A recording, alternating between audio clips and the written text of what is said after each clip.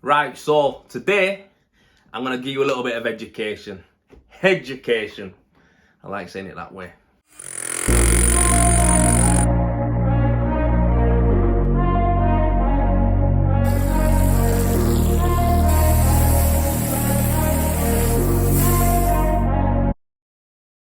Oftenly, right, I get asked, can you render straight to the floor for me, Joel? And I say, no, I can't render straight to the floor for you.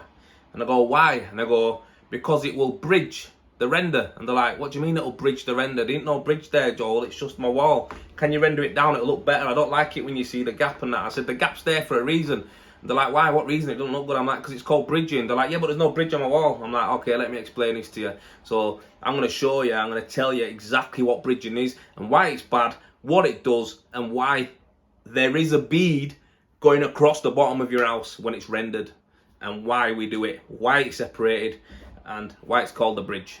So, outside of your house generally will look like this,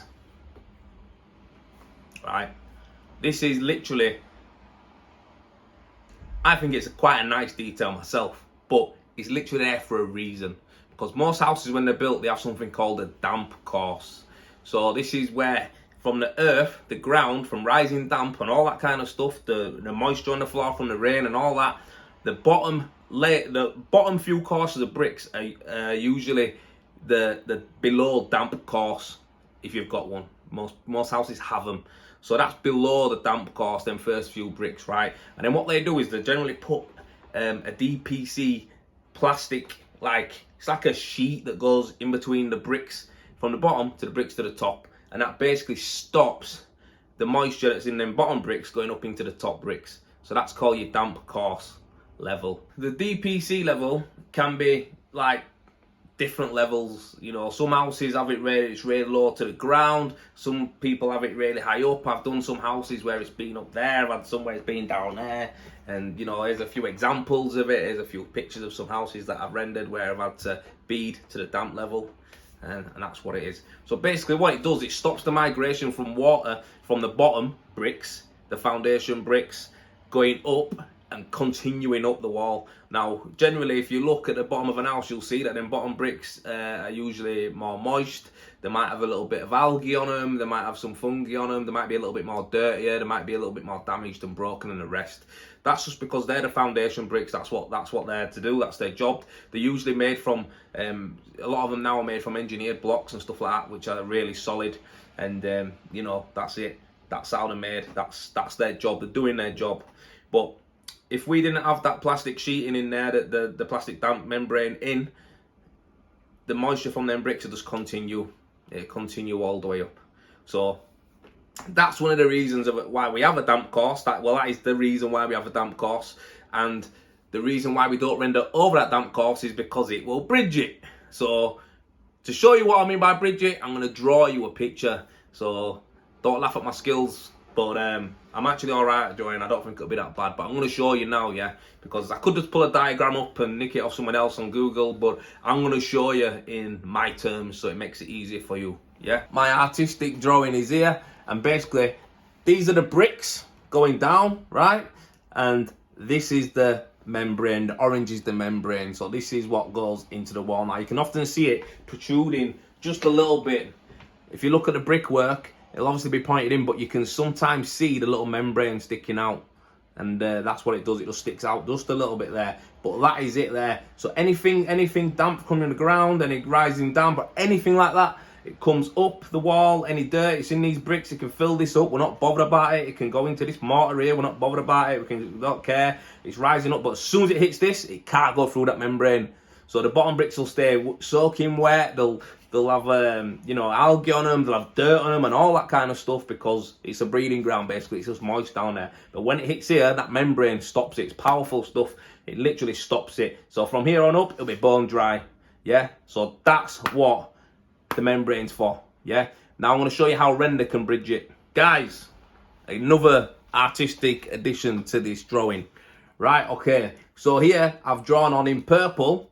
This here is the render. So this is how it's meant to look.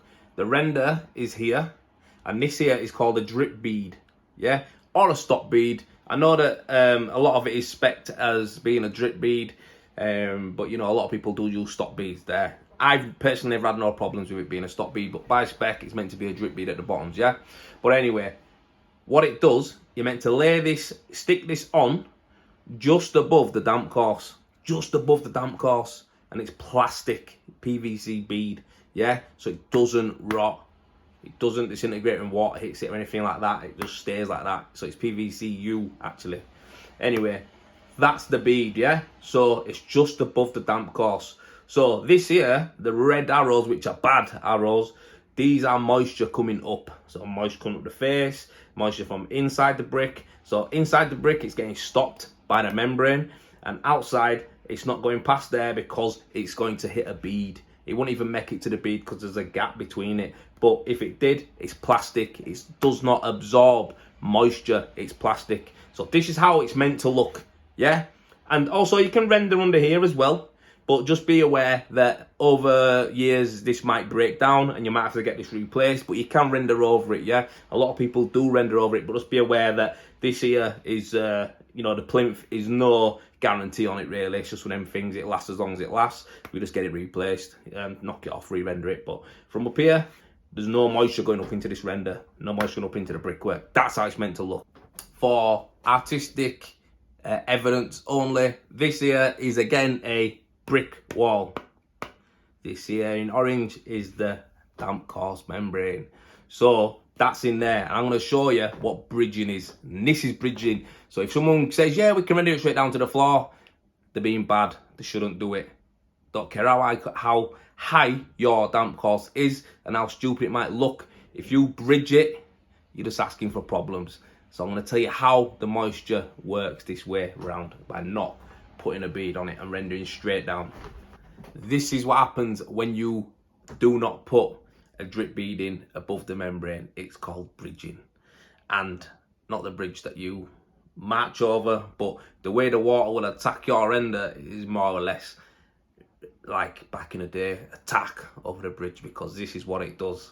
So dudes, we have got this, still got the membrane course there, but the renderer has come straight over the face, over the damp course, everything. Bridged it to death.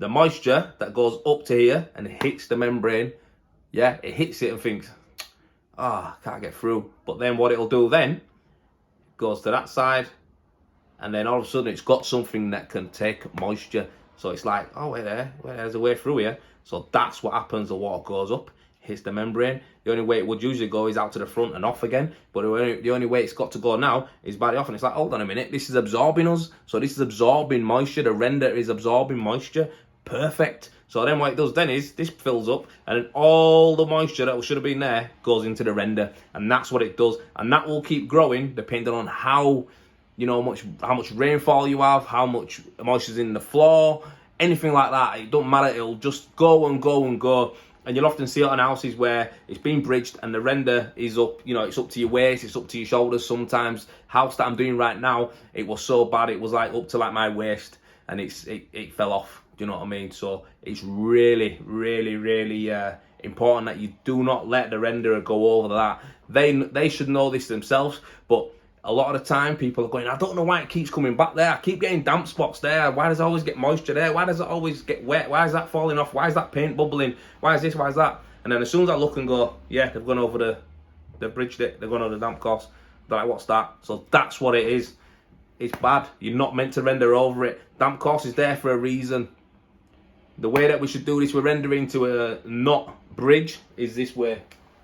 That's bad. That's good.